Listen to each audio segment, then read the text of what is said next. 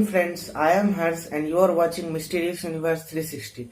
Today we are going to understand the topic which will unfold to you within a few minutes. तो हमने आपको ये homework दिया था, ये आपका होमवर्क क्वेश्चन था, तो इसको हम लोग डिस्कस करते हैं। सबसे पहले the vapour pressure curves of the same solute in the same solvent are shown below. ये दिखाया हुआ vapour pressure curve, the curves are parallel to each other and do not intersect.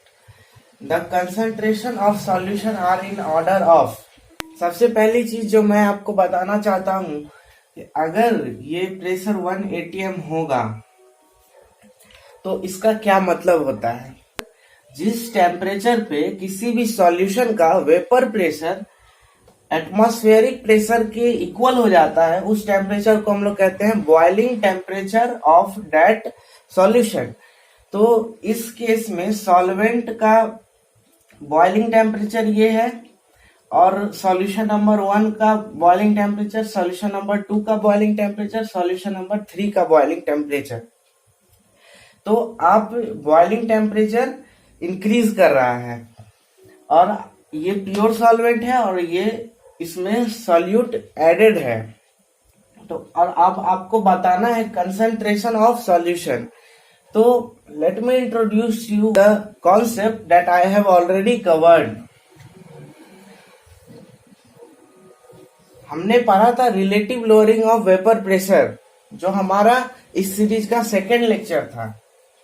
उसमें हमने जाना था कि जब हम किसी भी सॉल्यूशन में नॉन वोलाटाइल सॉल्यूट को ऐड करते हैं तो उसका वेपर प्रेशर डिक्रीज होता है। जितना ज्यादा वेपर प्रेशर डिक्रीज होगा उतना ज्यादा हमको टेम्परेचर देना होगा उसके वेपर प्रेशर को एटमॉस्फेरिक प्रेशर के इक्वल करने के लिए। जितना ज्यादा हम सॉल्यूट ऐड करेंगे उतना ज्यादा वेपर प्रेशर डिक्रीज होगा, यानी कि सबसे ज्यादा सॉल्यूट हमने 3 में ऐड किया है, उसके बाद 2 में, उसके बाद 1 में, और जितना ज्यादा सॉल्यूट ऐड करेंगे उतना ज्यादा कंसंट्रेशन, मींस 3 का कंसंट्रेशन सबसे ज्यादा, फिर 2 का और फिर 1 का। It means the first option is correct. यहाँ पे आप नोट करेंगे कि जिसका कंसंट्रेशन सबसे ज्यादा है उसका बॉइलिंग टेम्परेचर भी सबसे ज्यादा है। तो यहाँ पे मैं क्या बताना चाह रहा हूं कि प्योर सॉल्वेंट और सॉल्यूशन, प्योर सॉल्वेंट और सॉल्यूशन में बॉइलिंग टेम्परेचर का डिफरेंस ये है। प्योर सॉल्वेंट इस टेम्परेचर पे बॉयल करता है और सॉल्यूशन इस टेम्परेचर पे, ये थर्ड सॉल्यूशन की मैं बात कर रहा हूं, जो इस टेम्परेचर पे बॉयल करता है। और सिमिलरली हम 2 और 1 के लिए भी नोटिस कर सकते हैं कि change in boiling temperature is proportional to concentration. Change in boiling temperature is proportional to concentration. मतलब कंसंट्रेशन जितना ज्यादा चेंज होगा उतना ज्यादा बॉइलिंग टेम्परेचर भी चेंज होगा। एक्सपेरिमेंटली ये डिटरमाइन किया गया है कि ये जो कंसंट्रेशन टर्म होगा वो मोलालिटी होगा, जिसको हम स्मॉल m से डिनोट करते हैं। तो जब हम इसके प्रोपोर्शनलिटी साइन को हटाएंगे तो यहाँ पे एक कांस्टेंट ऐड होगा जिसको हम केवी से डिनोट करते हैं। इस कांस्टेंट को हम लोग 3 नाम से जानते हैं, तो ये आप नोट कर लीजिए। ये फॉर्मूला बहुत ही इंपॉर्टेंट है, अभी हम इस पे क्वेश्चंस भी करेंगे। जैसा मैंने आपको पीछे बताया था कि change in boiling point is directly proportional to concentration and this concentration is molality. Similarly, depression of freezing point is directly proportional to molality और जो कांस्टेंट आया उसको हम लोग इन नामों से जानते हैं, cryoscopic constant, freezing point depression constant, molal depression constant. और ये फॉर्मूला है केएफ निकालने का, किसी भी सॉल्वेंट का केएफ निकालने का ये फॉर्मूला है और केबी निकालने का ये फॉर्मूला है। अब let us understand the idea behind the scene. ऐसा क्यों होता है, बॉइलिंग पॉइंट में एलिवेशन क्यों होता है और फ्रीजिंग पॉइंट में डिप्रेशन क्यों होता है। This is the main theme that we need to understand hair.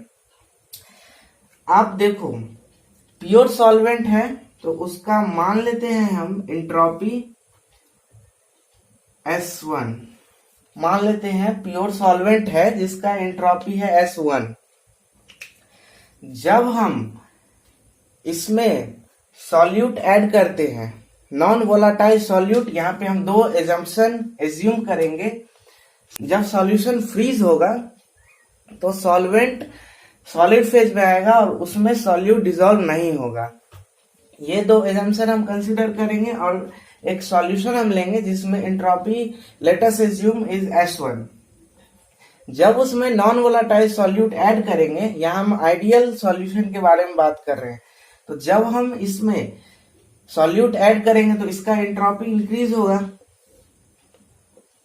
After the addition of solute S। इसका एंट्रोपी इंक्रीज हो गया यहां से यहां। अब ये जब हम जानते हैं कि सॉल्वेंट अकेले रहता है तो वो एक वेपर प्रेशर एक्सर्ट करता है, जो कि हम जानते हैं, इस तरह से हम उसको डिनोट करते हैं। तो उससे हम क्या समझ सकते हैं कि सॉल्वेंट से वो गैस फेज में जाता है। क्यों जाता है?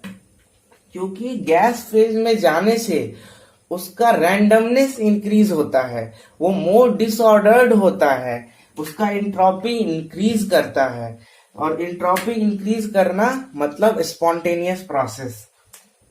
तो वेपर प्रेशर एक्सर्ट क्यों करता है? क्योंकि वेपर में जाने पे उसका एंट्रोपी इंक्रीज करता है। लेटेस्ट से इट इज S2, वहां एंट्रोपी S2 है। और जब ये फ्रीज होता है, ये सॉल्वेंट जब फ्रीज होगा तो इसका एंट्रोपी घटेगा, क्योंकि जब मॉलिक्यूल्स लिक्विड में होगा तो वो मूवमेंट में रहेगा, मोर डिसऑर्डर्ड, तो एंट्रोपी उसका ज्यादा रहेगा। लेकिन जब वो कंडेंस्ड हो जाएगा तो मॉलिक्यूल्स ऑर्डर्ड हो जाएगा और वहां रैंडमनेस डिक्रीज होगा और एंट्रोपी उससे कम होगा। तो एंट्रोपी लेट अस से इट इज S3। अब देखो ये एंट्रोपी प्योर सॉल्वेंट का है। जब सॉल्यूट ऐड करते हैं तो एंट्रोपी बढ़ता है, ये वेपर में जाने पे, और ये जब सॉलिडिफाई होता है, कंडेंस होता है, तब का है। तो जब हम सॉल्यूट ऐड करेंगे तो एंट्रोपी इंक्रीज होगा। तो पहले जो हमें यहां से यहां इतना एंट्रोपी चेंज चाहिए था, अब एंट्रोपी चेंज सिर्फ इतना चाहिए होगा हमें। इसका लेस टेंडेंसी होगा वेपर में जाने के लिए। This solute effect appears as the lowering in vapor pressure। ठीक है, तो जब वेपर प्रेशर डिक्रीज होगा तो हमें ज्यादा टेम्परेचर उसको देना होगा ताकि वो एटमॉस्फेरिक प्रेशर के इक्वल हो सके, तो बॉइलिंग पॉइंट इंक्रीज कर जाता है। अब जबकि ये सॉल्यूशन बना है तो इसका एंट्रोपी नॉर्मल से ज्यादा है, और एंट्रोपी का घटना मींस नॉन स्पॉन्टेनियस प्रोसेस। तो ये नहीं चाहेगा कि मेरा एंट्रोपी डिक्रीज हो जाए। प्योर सॉल्वेंट से हमें सॉलिड सॉल्वेंट में जाने के लिए इतना एंट्रोपी चेंज चाहिए होगा, लेकिन सॉल्यूशन से हमें प्योर सॉल्वेंट में जाने के लिए, सॉलिड सॉल्वेंट में जाने के लिए इतना एंट्रोपी चेंज चाहिए होगा, मतलब नॉर्मल से ज्यादा एंट्रोपी चेंज। और एंट्रोपी घटाना नहीं चाहता है वो, हर सिस्टम चाहता है कि उसका एंट्रोपी बढ़े। तो एंट्रोपी हमें घटाना है और वो भी नॉर्मल से ज्यादा, तो हमें और कम टेम्परेचर देना होगा ताकि उसका एंट्रोपी घटे। This is essentially the idea behind depression of freezing point. तो इस चीज को आप अच्छे से देख ले एक बार। और अब इस पे क्वेश्चंस आने वाले हैं, और अच्छे अच्छे क्वेश्चंस, और आज हम बहुत सारे क्वेश्चंस करेंगे। This is an introductory question. तो देखो हम इसको कैसे करते हैं। Depression of freezing point of benzene हमें कैलकुलेट करना है इस क्वेश्चन में। तो फ्रीजिंग पॉइंट डिप्रेशन हम जानते हैं होता है Kf into molality of solution. तो KF सॉल्वेंट का हमें दिया हुआ है 5.12 केल्विन किलोग्राम पर मोल। क्रायोस्कोपिक कांस्टेंट ऑफ बेंजीन हमें दिया हुआ है, और मोलैलिटी के लिए हमको चाहिए moles of solute upon mass of solvent in kg. तो मास ऑफ सॉल्वेंट हमें दिया हुआ है on dissolving 0.5 gram of non volatile non ionic solute to 39 gram of benzene. ये सॉल्वेंट है जिसका वेट हमें दिया हुआ है 39 ग्राम में दिया है, और हमें मोलैलिटी के लिए उसको कन्वर्ट करना होगा केजी में। तो ये हमें नोन है और ये तो दिया ही हुआ है। अब हमें जो फाइंड करना है वो है n। अगर हम n फाइंड कर लेते हैं तो हमें आंसर मिल जाएगा। तो n हम कैसे फाइंड करेंगे, तो उसके लिए ये स्टेटमेंट देखो, its vapour pressure decreases from 650 mm Hg to 640 mm Hg। यहाँ पे हम जानते हैं relative lowering of vapour pressure topic में हमने ये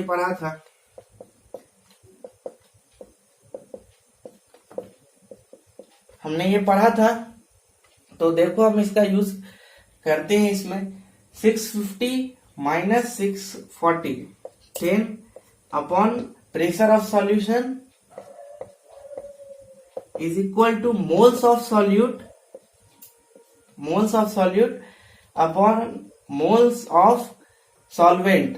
तो moles of solvent 39 gram upon 78 gram, जो यहाँ पे मोलर मास दिया हुआ है बेंजीन का, ये 5, मतलब मोल्स ऑफ सॉल्यूट जो हमें मिला वो 5 अपॉन 640। ये हमें मोल्स ऑफ सॉल्यूट मिल गया, इसको हम यहाँ पे पुट कर देंगे 5.12 इंटू 5 इंटू 640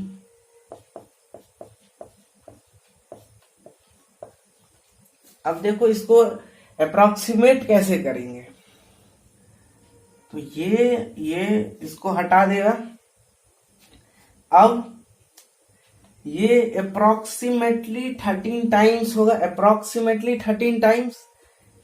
तो 13 into 39, 13 into 13 169 into 3, it will essentially give I think 507। तो ये हो जाएगा 512 अपॉन 507। ये मैं अप्रोक्सीमेशन का तरीका बता रहा हूं। आप 64 की जगह 65 मान लो तो ये 13 के अप्रोक्स होगा, और 13 इंटू 39 507। तो 512 अपॉन 507 जो कि 1 से थोड़ा सा बड़ा होगा। अगर आप इसको सॉल्व करेंगे तो ये आएगा 1.02। This is your answer. And हमें इस फर्स्ट स्टेटमेंट का कोई नीड ही नहीं हुआ, लेकिन हमें इसको नेग्लेक्ट नहीं करना है। यहाँ पे लिखा है non volatile non ionic solute. तो नॉन वोलाटाइल सॉल्यूट था, उसका यूज तो हमने यहाँ किया, लेकिन यहाँ लिखा है non ionic solute. What if the solute is ionic? अगर सॉल्यूट आयोनिक होगा तब क्या होगा? तो इस पर हम डिटेल डिस्कशन नेक्स्ट लेक्चर में करेंगे। And you know what, this is question from 2019 JEE Advanced, so you can yourself mark it. This is a very easy question. Consider 3 solvents of identical molar masses. Molar masses, तीनों solvent का molar mass identical है, same है। Match their boiling point with their KV values. उनके boiling point को उनके केवी value से match करना है। तो देखो आपको क्या करना है, यहाँ पे हमने अभी फॉर्मूला पढ़ा है, KV is equal to R into molar mass of solvent into boiling point square upon 1000 into delta H vaporization. ये फॉर्मूला हमने पढ़ा है अभी। तो इसमें बताया हुआ है कि मोलर मास कांस्टेंट है तो ये टर्म पूरा हमारा कांस्टेंट है। तो के भी बॉइलिंग पॉइंट के साथ वेरी करेगा, के भी बॉइलिंग पॉइंट के साथ वेरी करेगा। तो अगर बॉइलिंग पॉइंट ज्यादा होगा तो उसके लिए के भी ज्यादा होना चाहिए। तो बॉइलिंग पॉइंट सबसे कम है ये, तो सबसे कम के भी के साथ ये जाएगा। सबसे ज्यादा बॉइलिंग पॉइंट ये, तो सबसे बड़े के भी के साथ ये जाएगा। और ये मिडिल में है तो रेस्ट के साथ जाएगा। This was question from 2003 IIT JEE। During depression of freezing point in a solution, the following are in equilibrium. You have to find the correct option, correct alternative, जिसमें जो दिए हुए कंपोनेंट है वो इक्विलिब्रियम में है। तो देखो ये एक थ्योरेटिकल क्वेश्चन है, अच्छा क्वेश्चन है। फ्रीजिंग पॉइंट डिप्रेशन के टाइम कौन कौन सी चीजें इक्विलिब्रियम में रहती हैं। तो आपको ये ध्यान देना है कि फ्रीजिंग पॉइंट के time solid remains in equilibrium with liquid. Solid liquid के साथ इक्विलिब्रियम में होता है, लेकिन आपको ये सेलेक्ट करना है कि solvent solvent solvent solute and whatever given here, उनमें से आपको कौन कौन सा इक्विलिब्रियम में रहता है। तो हमने आपको 2 स्लाइड पीछे बताया था यहाँ पे कि solute does not dissolve in solid solvent, यानी कि जब सॉल्यूशन को हम लोग फ्रीज करते हैं तो जो हमें सॉलिड सॉल्वेंट मिलता है उसमें सॉल्यूट डिसॉल्व नहीं होता है। Means solid solvent remains in equilibrium with liquid solution. 2 slide पीछे हमने जाना था कि सॉल्यूट नॉन वोलेटाइल होना चाहिए, तो लिक्विड सॉल्यूशन की जगह पे हम लोग लिक्विड यहाँ सॉल्वेंट भी लिख सकते हैं। Solid solvent remains in equilibrium with liquid solvent. So our first option is correct. अब हम लोग अपने नेक्स्ट क्वेश्चन की ओर जाते हैं। Now the most interesting thing about this question is कि यहाँ पे 4% एक्वस सॉल्यूशन दिया हुआ है और ये स्पेसिफाई नहीं किया हुआ है कि ये कौन सा कंसंट्रेशन टर्म है। मोल फ्रैक्शन है, मास फ्रैक्शन है, मास परसेंट है, वो ये स्पेसिफाई नहीं किया हुआ है इस क्वेश्चन में। This is the most important aspect of this question. तो अब हम इस क्वेश्चन को कैसे सॉल्व करेंगे। तो देखो इस टाइप के क्वेश्चन में जब आपको ये स्पेसिफाई नहीं किया हो कि वो कंसंट्रेशन टर्म कौन सा है, 4% एक्वस सॉल्यूशन, 12% एक्वस सॉल्यूशन, तो वहां पे आपको जो आपके लिए कन्वीनियंट होगा, जो कंसंट्रेशन टर्म आपके लिए कन्वीनियंट होगा, आप उसको वही कंसिडर कर लेंगे। जैसे इस क्वेश्चन में दिया हुआ फ्रीजिंग पॉइंट, तो उससे हम लोग जानते हैं कि हम लोग को मोलैलिटी चाहिए, और मोलैलिटी मीन्स हमको चाहिए weight of solute upon molecular weight of solute, molar mass, weight of solute upon molar mass of solute into weight of solvent in kg। ये ग्राम में है और इसको केजी में कन्वर्ट करने के लिए हमने 1000 से डिवाइड किया। तो हमको ये चाहिए होगा, मोलैलिटी मीन्स हमें ये चाहिए, तो हम इसको इस फॉर्म में समझ लेंगे। तो 4% एक्वस सॉल्यूशन ऑफ X का मतलब ये हुआ कि 100 ग्राम सॉल्यूशन है जिसमें 4 ग्राम X है और 96 ग्राम H2O है, वाटर है, एक्वस सॉल्यूशन है ये। सिमिलरली सेकेंड केस में 12% एक्वस सॉल्यूशन का मतलब ये हुआ कि 100 ग्राम सॉल्यूशन में 88 ग्राम वाटर है और 12 ग्राम हमारा Y है। अब ये बताया हुआ है हमें कि freezing point of a 4% aqueous solution of X is equal to freezing point of 12% aqueous solution of Y। तो फ्रीजिंग पॉइंट इक्वल है, तो एक्वस सॉल्यूशन यानी सॉल्वेंट दोनों में सेम है, तो सॉल्वेंट सेम है, तो KF सेम होगा और फ्रीजिंग पॉइंट सेम है, मतलब डिप्रेशन ऑफ फ्रीजिंग पॉइंट भी सेम होगा। तो KF into M for X is equal to KF into M for Y। इस इक्वेशन को आप समझ रहे हैं, और KF कैंसिल हो जाएगा और ये मोलैलिटी ऑफ X और मोलैलिटी ऑफ Y को इक्वेट करना है। तो weight of X in its solution 4 ग्राम। इसका मॉलिक्यूलर वेट दिया हुआ है, if molecular weight of X is A, तो यहां A डाल देंगे। फिर wait of solvent 96 gram into 1000। Similarly इस साइड भी 12। ये आपको बताना है Y का molecular weight in terms of A, जैसा ऑप्शन में दिया हुआ है।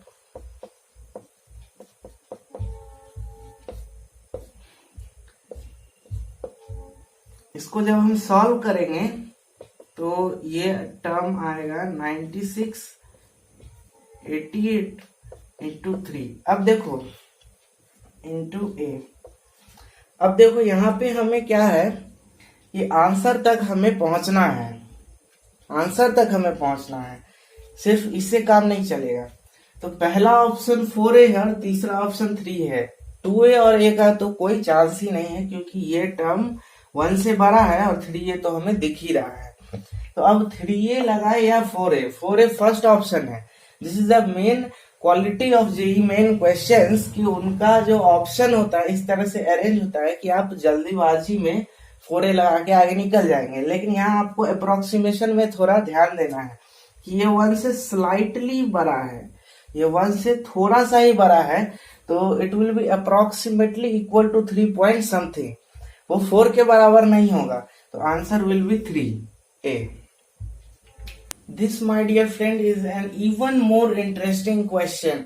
इस क्वेश्चन में हमें क्या है कि डाइल्यूटेड मिल्क सैंपल का जो फ्रीजिंग पॉइंट है वो -0.2 डिग्री सेल्सियस था, और जो कि प्योर मिल्क के लिए होना चाहिए था -0.5 डिग्री सेल्सियस। तो हमसे ये पूछ रहा है कि कितना वाटर हमने ऐड किया है प्योर मिल्क में to make this sample diluted. और ये आपके ऑप्शंस हैं, तो देखो मैं इसको कैसे इनिशिएट करता हूं। आप भी इस क्वेश्चन को ट्राई कर सकते हैं। पहले देखो मैं इस क्वेश्चन को कैसे इनिशिएट करता हूं। फर्स्ट कंसीडर अ कंटेनर जिसमें हमने मिल्क पाउडर लिया है। मिल्क पाउडर, ये एक given amount of milk powder है, उसमें हम पहले कुछ अमाउंट ऑफ वाटर ऐड करते हैं। तो कुछ अमाउंट ऑफ वाटर ऐड करते हैं ताकि वो प्योर हो जाए। तो उसका जो आना चाहिए हमें फ्रीजिंग पॉइंट वो -0.5 डिग्री सेल्सियस। इसका मतलब यहाँ पे सॉल्वेंट क्या है, वाटर, सॉल्यूट क्या है, मिल्क पाउडर। तो सॉल्वेंट यानी वाटर का जो नॉर्मल फ्रीजिंग पॉइंट होता है वो 0 डिग्री सेल्सियस, लेकिन यहाँ पे डिप्रेशन हुआ है फ्रीजिंग पॉइंट में। नॉन वोलाटाइल सॉल्यूट के ऐड करने से डिप्रेशन हुआ है फ्रीजिंग पॉइंट में, तो वो हम इस तरह से कंसीडर कर सकते हैं। ये molality. Similarly for the first case freezing point मतलब इस चीज के बाद अब हम इसमें और वाटर ऐड कर रहे हैं ताकि ये सॉल्यूशन डाइल्यूट हो जाए। तो इस केस के लिए डिप्रेशन दिया हुआ है 0.2 degree Celsius. 0 degree Celsius normal boiling point है, और after the addition of solute the freezing point has become -0.2 degree Celsius. So depression of freezing point 0.2 degree Celsius. तो हम फिर से इसको लिखेंगे।